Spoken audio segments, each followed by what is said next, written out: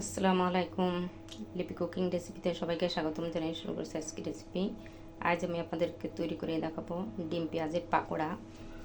এই রেসিপিটি তৈরি করা খুবই সহজ, খেতে ভীষণ মজার, অল্প সময়ের মধ্যে তৈরি করে নেওয়া যায়।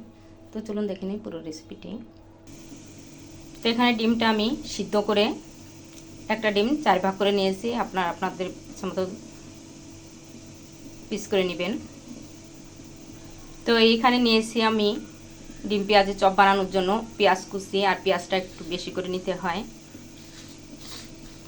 দিব কাঁচামরিচ কুচি,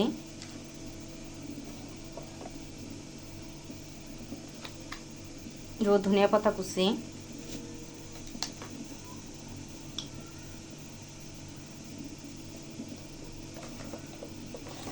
হলুদের গুঁড়া হাফ চামচ, মরিচের গুঁড়া দিব হাফ চামচ, আর ঝালটা আপনাদের স্বাদ মতো দিবেন। ধনিয়ার গুঁড়া দিব হাফ চামচ, ভাজা জিরার গুঁড়া দিব হাফ চামচ, ভাজা জিরার গুঁড়া দিয়েছি হাফ চামচ, গরম মশলার গুঁড়া দিব হাফ চামচ। তো দিয়ে সব কিছু দিয়ে ভালো করে মাখিয়ে নিব। লবণ দিব 1 চামচ, আর লবণটা স্বাদ মতো লবণ চেখে নিব। তো দিয়ে ভালো করে মাখিয়ে নিব। দিব বেসন। তো এখানে আপনারা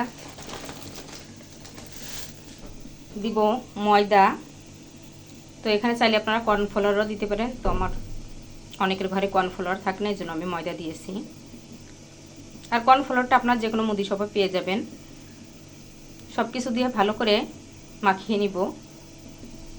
তো আমি সামান্য একটু পানি দিয়ে ভালো করে মাখিয়ে নিয়েছি। এখন চপগুলো বানিয়ে নিব। তো হাতের পরে কিছুটা মিশ্রণ নিয়ে এভাবে চ্যাপটা করে উপরে ডিম দিয়ে ডিমটাকে সম্পূর্ণ ব্যাটার দিয়ে ঘিরে দিতে হবে। তো ভিতরে ডিমটা দিয়ে চারপাশ দিয়ে এভাবে কোট করে নিয়েছি। আমি লম্বা লম্বা শেপে বানিয়েছি, আপনারা চাইলে গোল গোল করেও বানাতে পারেন। ডিমগুলো গোল করে কেটে তো এখন ভেজে নিব। ভাজার জন্য কড়াইয়ে তেল গরম করে নিয়েছি, আর তেলটা ভালো করে গরম করে নিতে হবে। এখন চপগুলো দিয়ে দিব। তো চপটা ভাজার জন্য দিয়েছি, এখন উল্টে দিব। এক পাশ হয়ে গেছে। মিডিয়াম জাল রেখে মুচমুচ করে ভেজে নিতে হবে।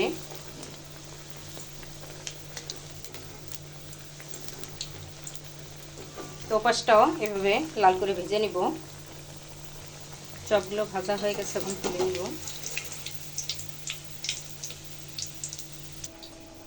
তো আমার ডিম পেঁয়াজের চপগুলো ভাজা হয়ে গেছে। তো এখন টমেটো সস দিয়ে পরিবেশন করে আপনারা যে কোনো সসের সাথে খেতে পারেন, সসের সাথে। তো আপনারা বাসায় ট্রাই করবেন। তৈরি হয়ে গেল আমার ডিম পেঁয়াজের চপ বা পাকোড়া। তো আপনার বাসায় ট্রাই করবেন, আর কেমন হলো কমেন্টস করে জানাবেন। আমার রেসিপিটি যদি আপনাদের ভালো লাগে আমার চ্যানেলটি সাবস্ক্রাইব করবেন, ফেসবুক পেজটি ফলো করে লাইক দিয়ে সাথে থাকবেন। সবাই ভালো থাকবেন। নতুন নতুন রেসিপি নিয়ে আবার আপনাদের সামনে হাজির হয়ে যাব। আমাদের জন্য দোয়া করবেন। আল্লাহ হাফিজ।